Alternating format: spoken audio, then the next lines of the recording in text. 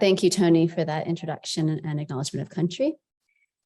As Tony mentioned, I'm going to be talking today about a paper that we published last year titled HIV is associated with an increased risk of age-related clonal hematopoiesis among older adults. And this was called the archive study. Okay. And the slides are moving too. Okay. Today I'm going to give a little bit of background on clonal hematopoiesis, explain what it is and why it's important and what it does. That will lead into the rationale for our study where we looked for it in people with HIV. And then I'll go into details of the study, the methods, results, discuss the main findings. And then at the end, I thought I'd talk a little bit about some of the ongoing work in people with HIV and clonal hematopoiesis, just to talk about some very recent work that's come out since this paper was published. So clonal hematopoiesis, otherwise known as CH, which I'll be saying CH from now on just to spare my energy. So CH is characterized by the overproduction or expansion of clonal populations of blood cells, which is derived from a single hematopoietic stem cell. These clonal expansions are driven by certain somatic mutations that confer a selective clonal advantage. Now, these mutations are associated with hematologic malignancies, but often occur in older adults without any evidence of malignancy. So they're sort of precursor mutations that can develop before malignancies, but they can also be in people who never go on to develop a hematologic malignancy. And the risk of developing malignancy, usually myeloid versus lymphoid, is 0.5 to 1% per year if you do have one of these mutations pre-existing. So the figure shows how clonal hematopoiesis arises. On the top left, you have a normal population of hematopoietic stem cells. Over time and with age, one of these driver clonal hematopoiesis mutations can arise and lead eventually on the bottom left to clonal expansion of cells with that mutation. So again, at this stage on the bottom left, there's no hematologic abnormality. The individual with these clonal populations is apparently healthy. However, many years later, in some of these people, hematologic cancer will develop. So studies on CH in the general population have shown that these mutations increase with age and are associated, as I said, with the development of blood cancers with a hazard ratio of 11, which is not surprising, but also with cardiovascular disease, stroke, and all-cause mortality. So the figure shows the prevalence of clonal hematopoiesis over age group. And you can see this is from one of the main studies that came out in 2014, done in about 18,000 individuals. So you've got frequency of clonal hematopoiesis on the y-axis and age group on the x-axis. And as you go up in age, you can see that the prevalence of CH is quite low until you get to about the age of 60, when it begins to increase exponentially. And depending on the sensitivity of the assay used to detect the CH mutations, generally, we think of a CH prevalence of about 10% in the general population of people over 60. So it was surprising initially to demonstrate the link between these somatic mutations and outcomes like cardiovascular disease, stroke, and all-cause mortality. There have been several studies that have demonstrated in the animal model that CH causes inflammatory dysregulation, which then leads to atherosclerosis. So I'll just spend a couple of minutes reviewing this paper. This is one of the main papers that came out showing the pathophysiology behind the link between CH mutations and atherosclerosis. It's relevant to the background of our paper and helps to understand the pathophysiology. So this study was in the mouse model. They used atherosclerosis-prone mice that are LDL receptor deficient. They did bone marrow transplants, giving them a population of 10% of stem cells with the TET2 mutation versus wild type. So you had some cells with the TET2 mutation, which is one of the main clonal hematopoiesis mutations, and then you had wild type mice. Then mice were fed, had high-fat diets, and their aortic roots were sectioned. And the mice with the 10% population of clonal hematopoiesis mutations ended up with 60% larger aortic root plaque than the wild type mice. And you can see that here. So on the left, you have where it says 10% wild type. That's the mice without the mutation. And this sort of gray, I don't know if you can see I can't. Anyway, the gray area outlined with the dashes, sort of in the center area, that's your plaque. And then if you look across to the right side, that's the 10% mice with the CH mutation. You can just see visually how much bigger the plaque is in their aortas. Now, they looked very closely for what might be driving this change in plaque. They looked for systemic metabolic differences, necrosis in the plaques, apoptosis, and they didn't find any differences in any sort of systemic metabolic changes in the plaque. So they hypothesized that there was something else related to these mutations that was driving this atherosclerosis. And so what they found is that in CH, as I mentioned before, when you have the progression to hematologic malignancies, you've got a preference for myeloid malignancies. So there's a preference for these stem cells with these mutations to develop into the myeloid lineage. And in these studies, the TET2 deficient stem cells expanded preferentially into myeloid cells and into macrophages. And they had increased expression of inflammatory cytokines, particularly IL-1 beta. You can see the IL-1 beta differences in this bar graphs with the amount of IL-1 beta on the y-axis and time on the x-axis. And this is time after these cells were stimulated with LPS or interferon gamma. And the white bars show the wild type mice and the black bars show the mice with the CH mutations. So again, you can see that after stimulation, these macrophages produce a much higher amount of IL-1 beta, which is a pro-inflammatory cytokine. And they did another sort of series of experiments to show that the mechanism behind this is that the mutation promotes inflammasome cleavage of pro-IL-1 beta into its active form. So the mutation in the stem cell promotes this inflammasome activity, which then promotes increased IL-1 beta, and IL-1 beta increases endothelial cell activation molecules, which then creates plaque. So this is showing basically fairly clearly how the downstream effects of clonal hematopoiesis are linked to the development of atherosclerosis and cardiovascular outcomes. But what's less known is the pathophysiology behind why people or mice even get these clonal hematopoiesis mutations in the first place. So what causes them to appear and what causes these mutations to expand over time into clonal populations. And this is where we have relevance to HIV. So it turns out that while CH mutations increase inflammatory dysregulation, as I showed in the mouse model with the plaque development, inflammation also is a driver of CH mutations. So it's been shown in recent work that studies that inflammatory environments are implicated in supporting the emergence and persistence of CH. There are lots of research that has shown that exposure to inflammatory stimuli is generally toxic to normal stem cells, leading to stem cell depletion. But stem cells with the CH mutations actually have a competitive advantage and have enhanced activity and replication in chronic inflammatory environments.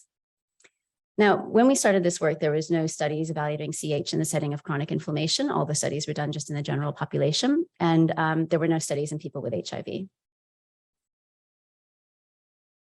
So this was our rationale for conducting the archive study. So as I've mentioned, the links between CH and the outcomes of cardiovascular disease and malignancies, and the relationship between chronic inflammatory environments leading to the emergence and persistence of CH. And then also, I think many people in the audience here will know that there's a very large body of literature demonstrating established links between HIV and increasing age-related comorbidities, particularly cardiovascular disease and malignancies. And also that chronic inflammation is a widely studied area of research in people with HIV. Chronic inflammation has been shown to occur in people with HIV, even those who are virologically suppressed. And elevations in biomarkers, particularly IL-1 beta, coincidentally, and IL-6, are linked with comorbidity development in people with HIV, in particular, again, malignancies and cardiovascular disease. So because of all of these associations, we sought to evaluate for differences in CH across HIV status among older adults. So we established the archive study, the age-related clonal hematopoiesis in an HIV evaluation cohort. This is a longitudinal cohort of adults over the age of 55 with and without HIV. The study is planned for 10 years, and the enrollment visit was completed in 2018 to 2019. We enrolled our participants from 9 clinical sites in Sydney and Melbourne, 6 high HIV caseload primary care practices, and 3 tertiary care hospitals. And HIV-negative participants were enrolled from the same sites, and they were individuals who were had a negative HIV test within 12 months prior to enrollment. Our primary objective of the enrollment visit was to compare the prevalence and type of CH mutations across HIV status. Our secondary objectives were exploratory, and we wanted to evaluate first for characteristics such as sociodemographic and clinical characteristics associated with CH mutations among all participants, so risk factors in our study population for developing CH. And then we wanted to look just in the HIV-positive participants for HIV-specific characteristics associated with the risk of CH in HIV-positive people. And then lastly, to look to explore associations between HIV, CH, and clinical outcomes. And we specifically looked at blood cell characteristics, inflammatory biomarkers, and medical comorbidities. In terms of the study visit procedures, we collected a blood sample from our study participants. This was for full blood examination, inflammatory biomarker testing, and the CH testing. We abstracted data from the participants' medical records, demographics, sexual orientation, vital signs, routine blood tests, medical diagnoses. And for our HIV-positive individuals, date of HIV diagnosis, a limited history of ART use, CD4 nadir, most recent CD4 and viral load. Participants were also asked to self-complete a questionnaire, which they generally did from home online. And this collected information on their ancestry, physical health and frailty, tobacco, drug, and alcohol use, and socioeconomic factors such as household income and healthcare cover. So this is our clonal hematopoiesis testing methods. Screening for CH testing was performed on whole blood DNA at the Peter MacCallum Cancer Center. And they used a bespoke targeted deep sequencing amplicon panel designed across 55 genes that are commonly mutated in hematologic malignancies. So these were already known identified genes in CH, mutations in CH. Samples were analyzed in at least 2 replicates, and then variant calling, which is when you go through the mutations and determine which ones are significant enough to include in your analysis. This was done using an in-house pipeline. First, to exclude PCR artifacts or mutations that might not be real, and then to exclude any mutations with a variant allele fraction of less than 1%. So variant allele fraction is something I'm going to be speaking about a bit about. It's basically the size of the clonal population. So it's the proportion of all cells that are found to have the mutation. So a cutoff of 1% is generally accepted to be a standard cutoff for considering a CH mutation to be relevant. So we only included variant allele fractions over 1%. Subsequently, the mutations were evaluated for prognostic and functional relevance, and we used the COSMIC database, which is used to categorize somatic mutations described in cancer. Now, I've sort of explained that some of the variant calling, which is how you decide your mutations to include in the study, is a bit subjective, but there's a little bit of an art to it. And so because it isn't completely objective, we were very careful to make sure that all of the investigators who did the testing for CH were blinded to participants' HIV status. For our sample size calculation, we calculated that 220 HIV positive and 220 HIV negative individuals would give us 80% power to detect a doubling in CH across HIV status. And this was assuming, as I had mentioned before, the sort of generally accepted rate of 10% prevalence of CH among HIV negative individuals. This figure shows our study recruitment on the left, where we enrolled 461 participants, 15 were ineligible, and 446 remained in the final analysis, 220 HIV positive and 226 HIV negative. Our study analysis is shown on the right. So again, we did testing for CH on all 446 participants, and the people who did the testing, again, were blinded to HIV status. Once all the mutations were curated and we had completely final results for all participants and their mutations, we unblinded and analyzed the data with respect to HIV status and clinical parameters. Conventional sort of descriptive statistics were used to compare characteristics across HIV status and to evaluate our primary outcome of comparing CH mutations across HIV status. We had our primary outcome being the presence of any somatic CH mutation. We use logistic regression to calculate the adjusted and unadjusted odds ratios associated with the presence of CH. And in our models, we adjusted for a priori for age, gender, history of ever smoking, and MSM. So age, gender, and history of ever smoking are known to be associated with increased risk of CH, and MSM status differed slightly across HIV status in our population, so we controlled for that as well. In exploratory secondary analyses, we also use linear and logistic regression to explore associations between the non-HIV specific characteristics and risk of CH in all participants, HIV specific characteristics and CH in HIV positive participants, and then our associations between HIV, CH, and clinical outcomes. Again, these are inflammatory markers, blood cell characteristics, and clinical comorbidities, specifically cardiovascular disease, malignancies, and hematologic malignancies. To look for the associations with clinical outcomes, we again did multivariable regression, adjusting for age, gender, and history of ever smoking, which are known confounders for these outcomes. So for our results, this table shows the demographic and clinical characteristics of 226 HIV negative, 220 HIV positive, and all of our participants. Among all participants, the median age was 63 years, 96.2% were male, 79% reported they had Australian, New Zealand, European, or American ancestry. There were more men who were sexually active with men among the HIV positive group than the HIV negative group, 91 versus 84%. And overall, 45% reported ever using tobacco, and almost all participants were reported to have one medical condition. 64% had cardiovascular comorbidities, with hypertension and hyperlipidemia being most common. And 24 participants had a history of malignancy, with skin cancers being most common at 60%. As expected, more HIV positive participants had a history of malignancy, and more HIV positive participants had a history of liver disease, which was again not unexpected. We also collected vital signs and clinical laboratory results prior at the enrollment study visit, and I haven't shown those here, but they generally were consistent with an overall pretty healthy population. However, there were 20% of participants that were considered obese with a BMI over 30. This table shows the characteristics of our 220 HIV positive participants. They'd all had a pretty decent duration of HIV, the years since HIV diagnosis, median value of 24 years. The median CD4 nadir was 248, and 34% had a CD4 nadir under 200, with 17% having a previous AIDS-defining condition, with pneumocystis, pneumonia, oral candidiasis, and Kaposi sarcoma being the most common. And our HIV positive participants had generally very well-controlled HIV infection. So the current CD4 median was 650, and 96% had a viral load under 40. And this is reflective of the fact that all but one were currently taking ART at the time of the study. And the number of years, the median number of years since starting ART was 17. Okay, so here's our main results of the CH testing. Overall, CH mutations were identified in 100 or 22% of 446 participants, and there was a higher prevalence, or 28%, among HIV positive individuals compared with 17% in HIV negative individuals. There were a total of 135 mutations identified in these 100 patients, 83 or 62% in HIV positive and 52 or 38% in HIV negative individuals. This figure shows the proportion of participants with any mutation by age group. So you see HIV negatives and participants in blue and HIV positive participants in red. And you can see that HIV positive participants had a higher proportion of mutations at every age group, with the greatest distance being in those that were oldest, although I'll just draw your attention to the sample size in that age group being quite small. And this figure shows the types of mutations and the proportion of mutations in each gene by HIV status.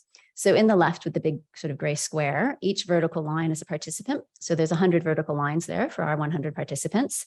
And then you have the genes that they had their mutations in highlighted in different colors. So missense mutations are highlighted in blue and truncating mutations in purple. Those were the most common mutations. You can see that the majority of our mutations occurred in 3 of the main genes identified in studies in the general population: DNMT3A, TET2, and ASXL1. And then in the right panel, the proportion of all mutations that were in each gene is shown across HIV status, again, HIV positive in red and HIV negative in blue. And you can see for the most prevalent mutations, there were more mutations occurring in HIV positive than negative individuals. And the ASXL1 gene in particular had a statistically significant difference across HIV status. This figure shows the proportion of participants with 0, 1, or more than 1 mutation by HIV status, again, positive in red and negative in blue. And you can see that there were more people with HIV who had more than 1 mutation, but this difference wasn't statistically significant, just with the low numbers. Okay, so this figure shows our variant allele fraction, which I did discuss before. So again, it's the proportion of all cells that have the mutation. So it's a representation of your clonal size. And the figure shows the regression lines for the mean variant allele fraction values over increasing age. And the shaded areas represent the 95% confidence intervals. So as you can see, the variant allele fraction, or size of the clonal population, increases with age at a greater rate among the HIV positive individuals compared with the HIV negative individuals. And the p-value for the difference in slopes was significant at 0.01. And these are the adjusted and unadjusted estimates for the association between CH, HIV, age, gender, sexual orientation, and smoking. So we have the numbers as well as a forest plot to show the results visually. So if you just look at the top line, in blue is our adjusted odds ratio for having CH if you have HIV, and that odds ratio is 2.16 with a p-value of 0.002. Age was also significantly associated with clonal hematopoiesis in our model, but gender, sexual orientation, and smoking were not, but we kept these in the model to control for confounding. We performed several sensitivity analyses of the association between HIV and CH, again, using logistic regression, and again, adjusting for age, gender, sexual orientation, and smoking in the multivariate models. The subgroups we included, or the subgroups we analyzed, were including only mutations that had a greater variant allele fraction, so using a cutoff of 2% instead of 1%, including only mutations in the most commonly mutated genes, DNMT3, TET2, and ASXL1, looking at only male participants, only MSM participants, and then lastly, excluding participants with ASXL1 mutations. So you probably remember from that slide, that was the gene in which the greatest difference across HIV status was found. And there is also a demonstrated association between mutations in ASXL1 and smoking as a risk factor, and a demonstration that people with HIV tend to smoke more than people without HIV. So to make sure that that wasn't throwing some of our results, we did our logistic regression without excluding any participant with AXL1 mutations. And we found no differences in our odds ratios for CH associated with HIV infection in any of these subgroup analyses. We conducted a few additional analyses to look for selection bias that might have influenced our results towards finding more CH in people with HIV. We did note that more HIV positive participants were enrolled from tertiary care sites than our HIV negative participants. So we then looked to whether or not this may have led to a selection bias, selecting for possibly older or more unwell HIV positive individuals, which may have then increased our chance of finding CH in the HIV positive population. So we found no differences when we looked at the proportion of participants with and without CH that were enrolled at tertiary care sites. No difference in the median age of participants enrolled at general practitioner versus tertiary care sites.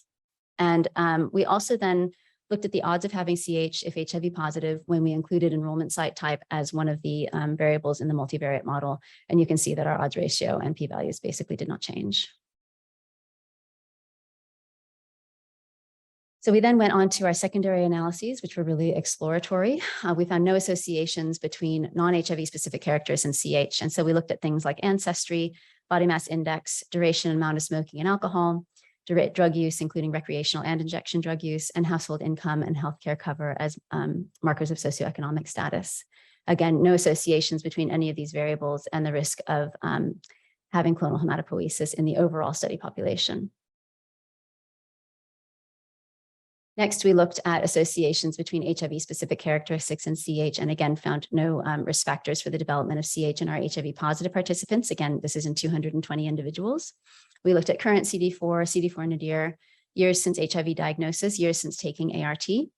And we also found no association between the duration of HIV infection and either variant allele fraction or the presence of more than one CH mutation. So this graph, maybe displaying a bit faintly, but it's duration of HIV on the x-axis and the average variant allele fraction on the y-axis. And then the dots represent the individuals. And there's a regression line there, which obviously looks very flat. We then evaluated for associations between the presence of HIV and CH in our clinical outcomes, again, inflammatory biomarkers, blood cell characteristics, and comorbidities. Again, multivariable regression analysis, including accounting for age, gender, and smoking. We found that there were no associations between CH and comorbidities, but we probably had a very small number of comorbidity events. But we did find that the presence of at least one CH mutation and HIV infection were independently associated with significant increases in several blood parameters associated with infection, like IL-6, CRP, and neutrophil counts, which are shown in the table there. But there were little differences found in non-inflammatory blood characteristics, such as hemoglobin and red cell distribution width. So this is the first study to prospectively evaluate CH using the same assay in well-matched individuals with HIV and without HIV. We found that HIV was associated with a doubling in the odds of having CH. And this association was independent of previously reported risk factors, which we included in our model, such as smoking, gender, and age.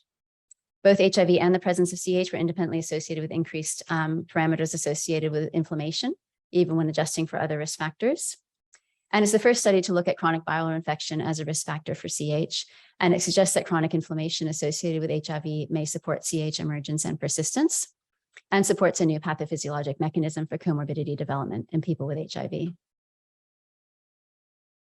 So there are some limitations, of course, to our study. In terms of generalizability, we had a relatively small sample size. We had a predominantly male MSM study population, and our study was conducted in people who generally were living in a setting with access to HIV treatment. And this is reflected in the fact that essentially all HIV participants had high CD4 counts and viral suppression. So this may have been a little bit limiting in our evaluation of HIV-specific risk factors associated with CH because we had such a homogeneously well-controlled population.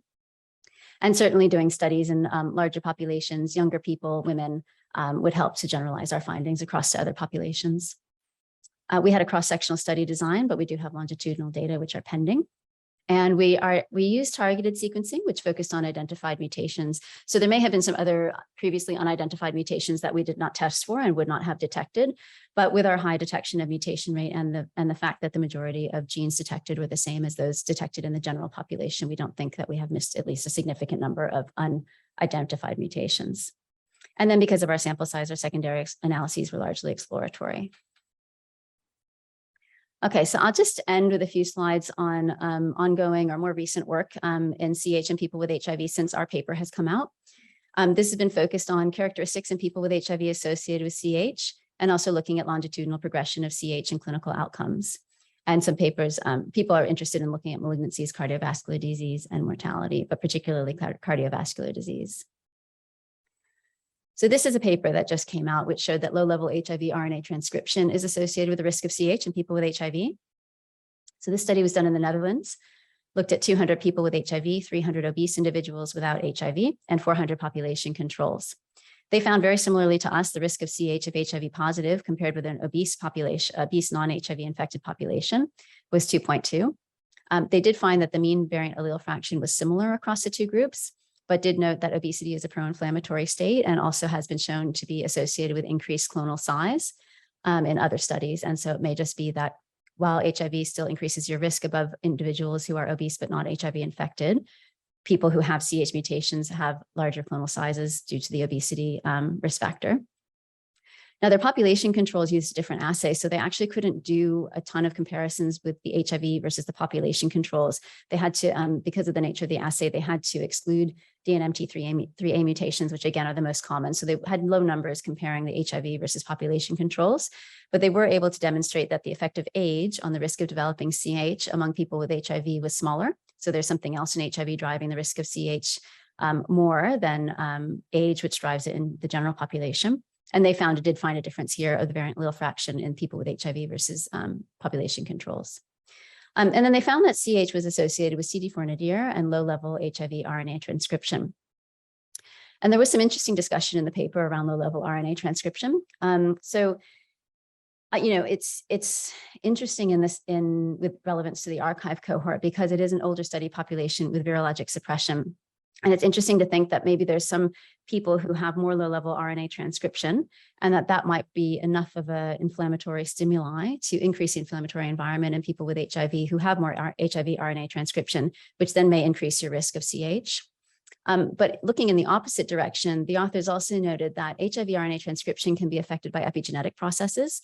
And several of the most common genes implicated that are mutated in CH, so DNMT3A and TET2, they encode for epigenetic modifiers. And so there's some speculation that maybe it's not the CH, maybe it's not the RNA transcription that drives the inflammation that drives the CH, but potentially the CH mutation then leads to epigenetic changes in the cell that increases HIV RNA transcription.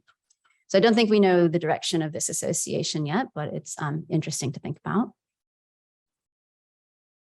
And then longitudinal evolution of CH. So there really isn't much data on this, actually. Most of the studies, even in the general population, have been at a single time point or cross-sectional studies.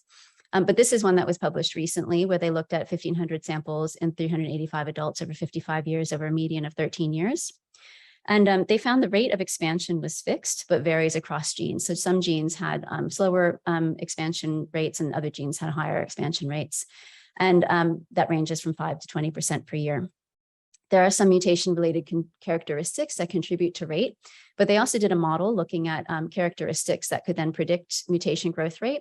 And they had to include a sort of additional variable, which they called unknown cause of mutation growth, which was estimated to cause plus or minus 5% per year to clonal expansion. So I think this just highlights the fact that there are probably other extra, outside of the mutation themselves, either epigenetic or cellular environment sort of factors that are then increasing your rates of clonal expansion. And I did think it was interesting just with the archive study where we found the same genes to be most commonly mutated as in the general population studies. And we found increased expansion when we looked at variant allele fraction over age, not over time, but just cross-sectionally, at least with increasing age, that there's some sort of HIV-related factor that looks to be increasing variant alleles or clonal expansion size over age in people with HIV. So whether in this study population, whether there were other people with inflammatory conditions or other environmental things that increase the clonal expansion rate, we don't know, but it's interesting. And then why do we talk about these faster growth rates? Well, they're associated with the risk of progression to acute myeloid leukemias. And so that's the clinical relevance of why we're so interested in how clonal hematopoiesis progresses over time. Okay. Okay, and then a study published like last month looking at longitudinal CH in HIV and cardiovascular disease. So this was a large cohort, 4,344 individuals with HIV over 40 in the US. These are just individuals with HIV. There's no control group. And they had 83 of these individuals with CVD events, cardiovascular disease events, matched to 78 controls. So the controls would be people with HIV and no cardiovascular disease events. In these 83 people, in these 83 and 78 people, there were 23 who had CH mutations. They tested them at 2 time points, one very close to the development of their cardiovascular disease event, and one that averaged 4 to 5 years prior. So they found that CH was associated with cardiovascular disease with an odds ratio of nearly 4 and a borderline p-value of 0.04. And they found a trend of higher growth rates of mutations in people who developed CVD versus those who did not. So that's what you can see in this box plot here with growth rate on the y-axis. So over time, patients in blue who did not develop CVD events had slower growth rates than people with the CVD events, shown in orange, but again, not statistically significant difference.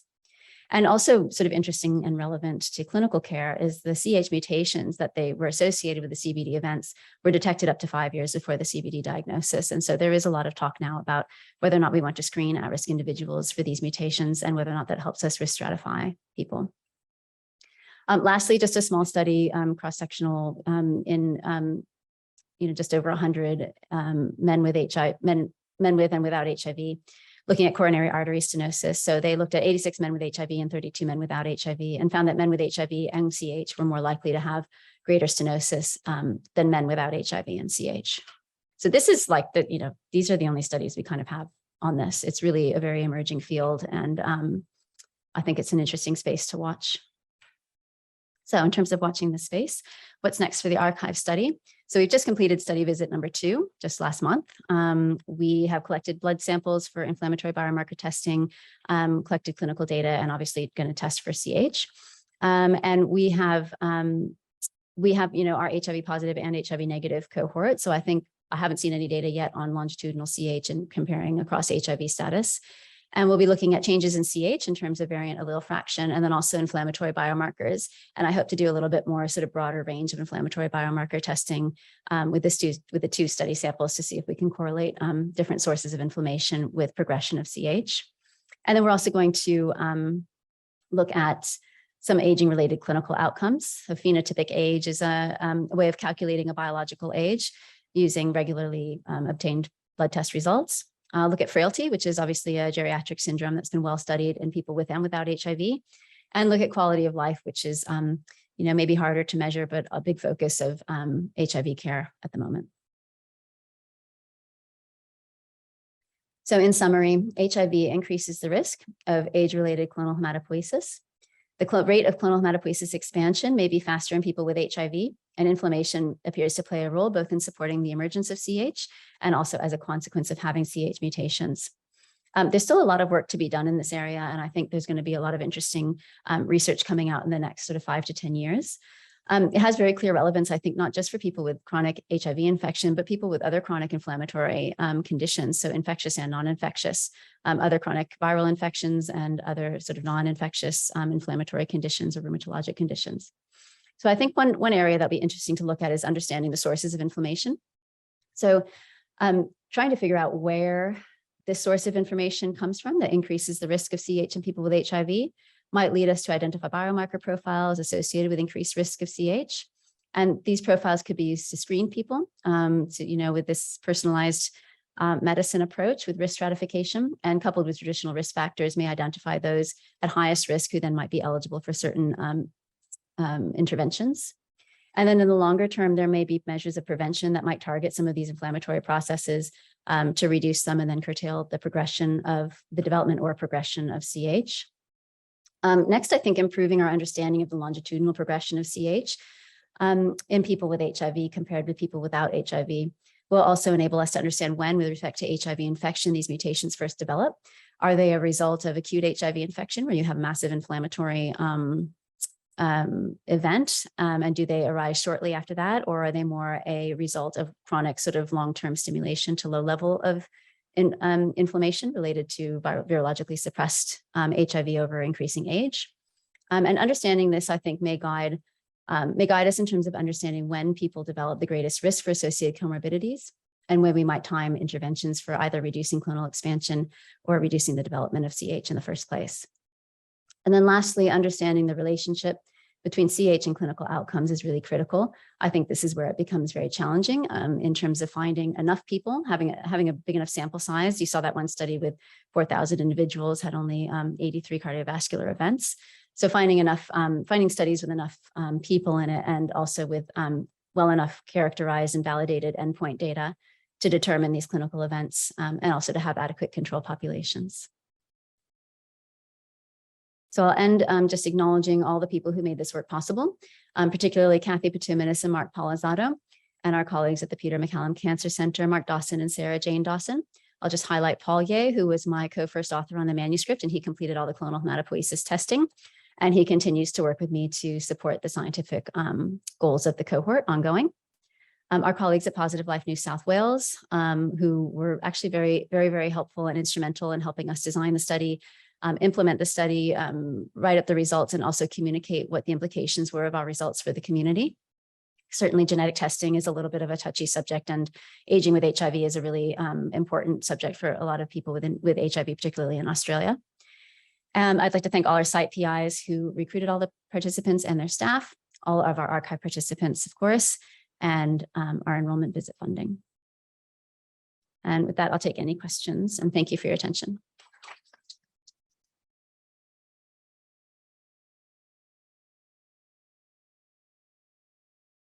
So questions for Nila from the floor?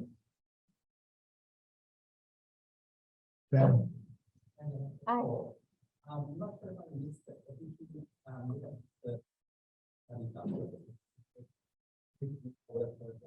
potentially have a longer period of higher information and bigger rate of last time. Yeah, we did. I looked at this in so many different ways.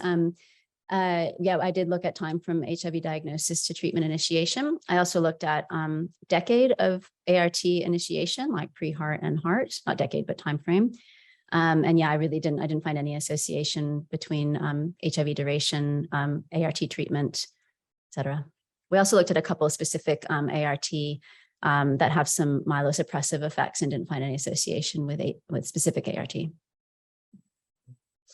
had a similar question, and I was trying to understand what you're saying about how I think you said you didn't find any relationship between HIV-related factors like that sort of thing. But you talked about another study where CD4 was associated with CH. So that would suggest like a low CD4 would suggest longer between acquiring HIV and diagnosis or treatment. Yeah. So do you think in that study? Yeah, they did have more controls in that study, and they had same number of HIV positive individuals, but more controls. But I do think that like what I was trying to say about one of our limitations is that like because our population was so sort of homogenous, our HIV positive population was so homogenous in terms of being well treated and being virologically suppressed, and the CD4 nadirs weren't like I'm not sure how much amplitude there was there as there may have been in some other study populations. So I think it may have just been that we didn't have, the numbers as well as the variability in those characteristics to find something. I think there probably is something there.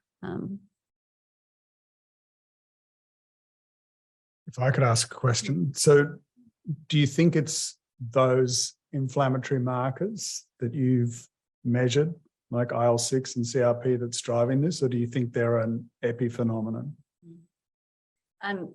That's a good question. I think I just started reading actually about the epigenetics, actually really in preparation for this talk, because I came across that paper that was recently published, which was suggesting that. And then there was another paper, which I didn't have time to put on, but in the general population looking at clonal hematopoiesis and DNA methylation. And they found that in these genes that are mutated, that the epigenetics are then altered, and that helps promote stem cell population renewal. So I think that's, and one of the things that I'd like to do if I could get funding for it is to do DNA methylation in this study population and correlate it with people with HIV, with and without HIV, with and without CH and C. It's just very expensive. So if you're going to do the DNA methylation, look at the histone methylation as well, and we can probably help you with that. So I think it is intriguing. So do you want to talk a little bit about what each of those three genes that you saw, the expression of which were significantly associated, what their role is? Am I putting you on the spot? Yeah, look, I don't know all that much about it actually, but I just do know that I know that DNMT3A and TET2, and I believe ASXL1 as well, do encode for epigenetic modifiers and are implicated in DNA methylation. And there's a lot of literature on I think a lot of the stuff with CH and inflammation and epigenetics is like, the chicken and the egg kind of thing. It's like, what's the directionality? I think we understand from the the study I described in the mouse model, what happens after you have CH, but I think kind of like how it comes about and what triggers what and what's happening, I think is not really very well understood. And I think understanding that it's probably where I think a lot of people are focused in terms of when you look at prevention, screening, and interventions. Just to clarify, you looked at total mononuclear populations for this, or did you look at total white cells for this? It was total blood cells. Total, right, Yeah. okay. It's whole blood DNA structure. Yep. Okay, I think we've got no questions in the chat, is that right? Yeah. So I think that was an absolutely outstanding presentation and spectacular and, very worthy of the student prize. And so with no further ado, I should present you with the award. And please join with me in congratulating Nila.